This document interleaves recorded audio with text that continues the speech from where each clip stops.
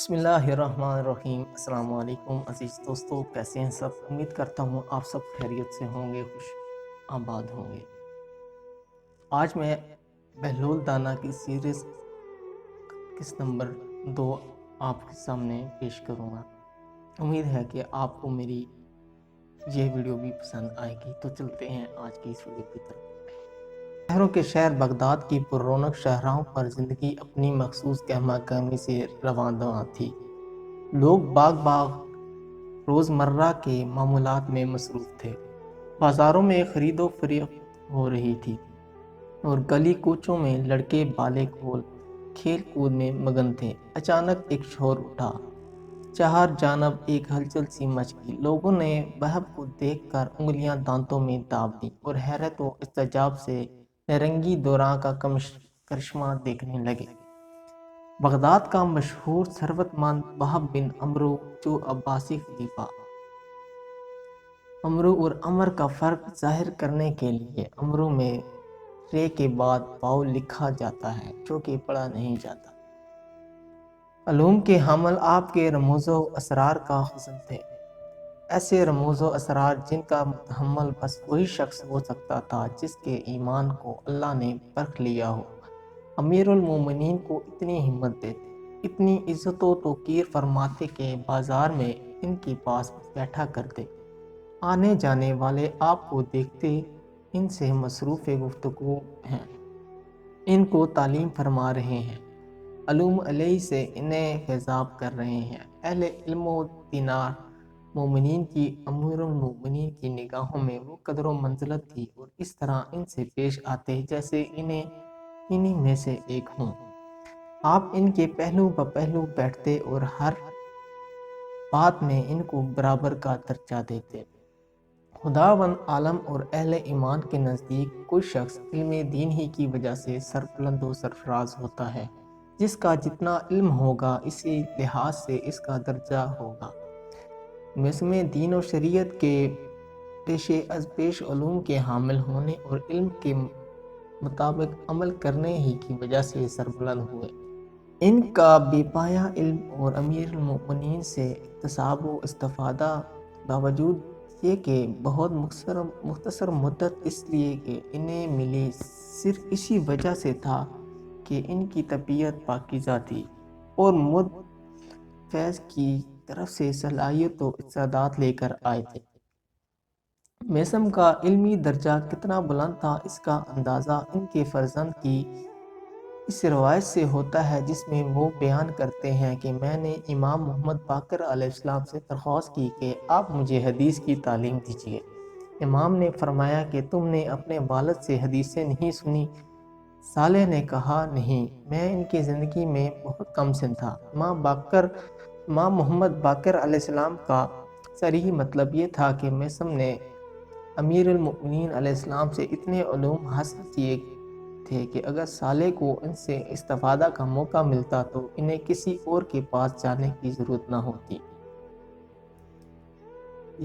علم المنایا و البلایا یعنی موتوں کا علم اور ان واقعات و حادثات کا علم جن میں آئندہ لوگ مبتلا ہونے والے تھے۔ امیر المؤمنین علیہ السلام نے اپنے خالص الخاص اصحاب کو اس علم سے بہرہ مند کیا۔ میثم بھی اسی علم کے امانت داروں میں سے تھے۔ انہیں معلوم تھا کہ انہیں کون قتل کرے گا اور کیوں قتل کرے گا۔ وہ صرف اپنی ہی پیش آنے والی مصیبتوں سے آگاہ نہ تھے بلکہ دوسروں پر جو پیش آنے والی تھی ان کا بھی انہیں علم تھا۔ چنانچہ بنی اسد کی بزم میں ان کی ملاقات حبیب بن مظاہر سے ہوئی۔ دونوں دیر تک راز و نیاز کی باتیں کرتے رہے۔ سلسلہ گفتگو میں حبیب بن مظاہر نے کہا، میں ایک گنجے سر شکم شخص کو دیکھ رہا ہوں جو دارالرزق رہے تھے۔ اس کے برابر کھڑا ہوا ایک شخص بڑے غیر محسوس انداز میں مجمع سے علیحدہ ہوا اور اس کے پیچھے پیچھے چل پڑا۔ کچھ دور تک دونوں اسی طرح چلتے رہے۔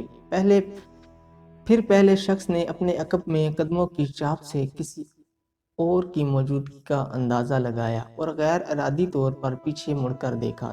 دوسرے شخص نے اپنے قدموں کو تیز کیا اور اس کے برابر آ گیا۔ اس نے کھنکار کر گلا صاف کیا اور محتاط لہجے میں بولا، اے مرد بزرگ، میں نے آپ کی باتوں میں اسرار کو بولتے سنا ہے۔ ایسا لگتا ہے جیسے وہب کی دیوانگی میں جو حکمت پوشیدہ ہے آپ اس سے واقف ہیں۔ آپ مجھے خدا رسیدہ معلوم ہوتے ہیں۔ میں آپ جیسے لوگوں کی گفتگو میں اپنے لیے ہدایت اور رہنمائی تلاش کرتا ہوں۔ کیا ایسا ممکن ہے کہ آپ مجھے وہب کی حالت کی خوش خبر دے دیں؟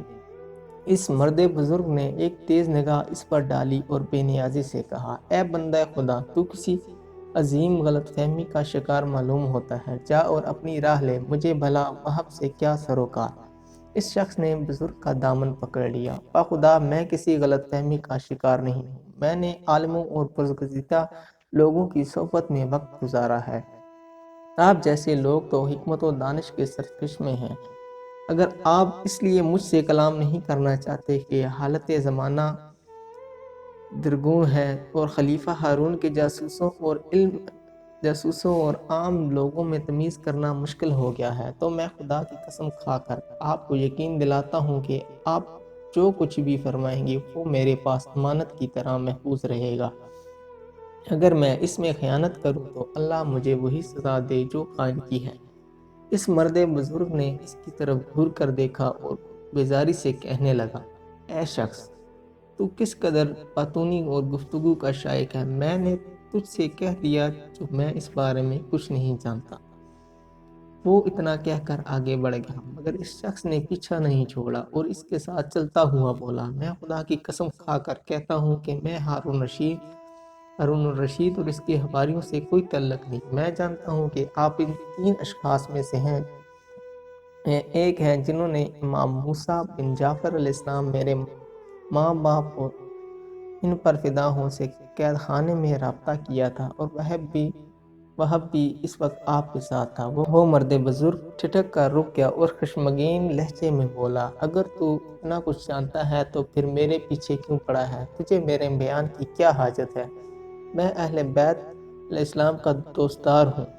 میں اس کٹھن وقت کی سختیوں سے واقف ہوں، اور جو آل محمد صلی اللہ علیہ وسلم کے یہی خواہوں درپیش ہے۔ امام وقت موسیٰ علیہ السلام بن جعفر علیہ السلام مسلسل قید میں ہیں۔ زندان کے دربانوں کی ان پر سختیاں دیکھ کر دل خون کے آنسو روتا ہے، مگر افسوس کہ ہم بے بس اور شاید بزدل بھی، یعنی یقیناً خدا کے یہاں ہم اس کے لیے جواب دہ ہوں گے۔ ان سے رابطے کا کوئی ذریعہ بھی نہیں ہے۔ مجھے معلوم ہوا تھا کہ آپ نے کسی طرح ان سے رابطہ کیا ہے، تو میں نے سوچا آپ سے ہدایت اور بصیرت حاصل کروں۔ وہ مرد بزرگ کو مگوس کی کیفیت میں کچھ سوچتا رہا، پھر ادھر ادھر دیکھ کر بولا، اگر تم سچ کہہ رہے ہو تو اسے ثابت کرو۔ بصر و چشم آپ میرے ہمراہ تشریف لے چلیے۔ میری زوجہ مدینے کی ہے اور آل محمد صلی اللہ علیہ وآلہ وسلم کی آزاد کردہ کنیز ہے۔ ہماری دولت مودت اہل بیت علیہ السلام ہے۔ آپ جیسی چاہے مجھ سے قسم لے لیں، جیسا چاہے اطمینان کر لیں۔ اس نے پوری سچائی سے کہا۔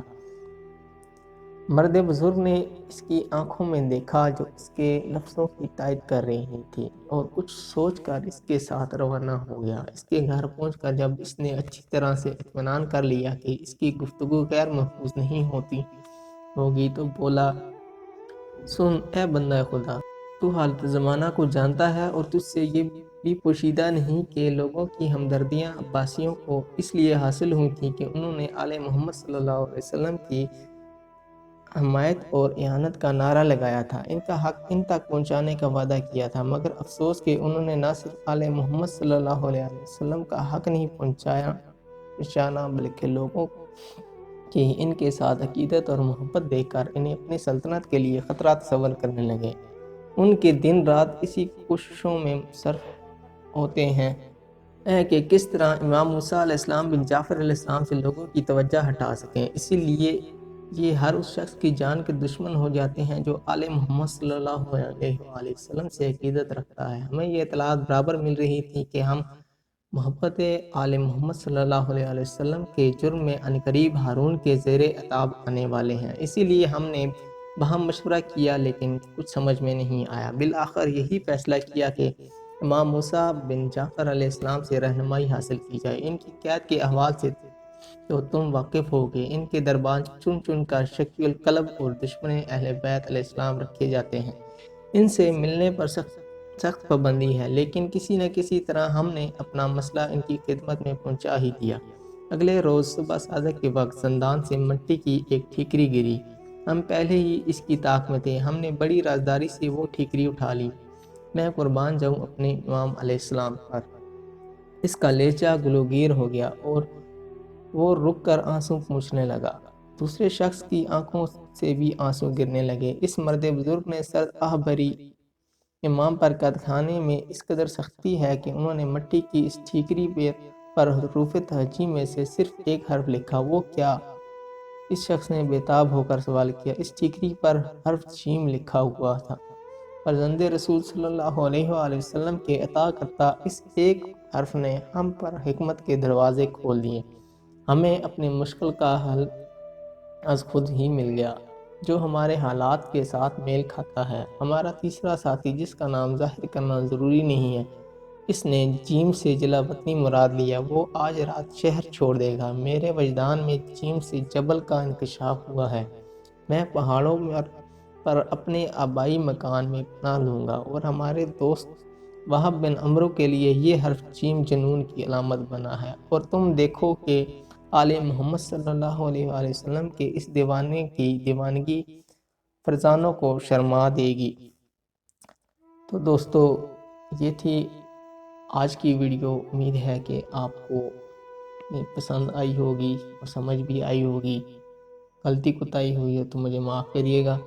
نیکسٹ ویڈیو تک کے لیے اجازت دیں۔ اللہ حافظ۔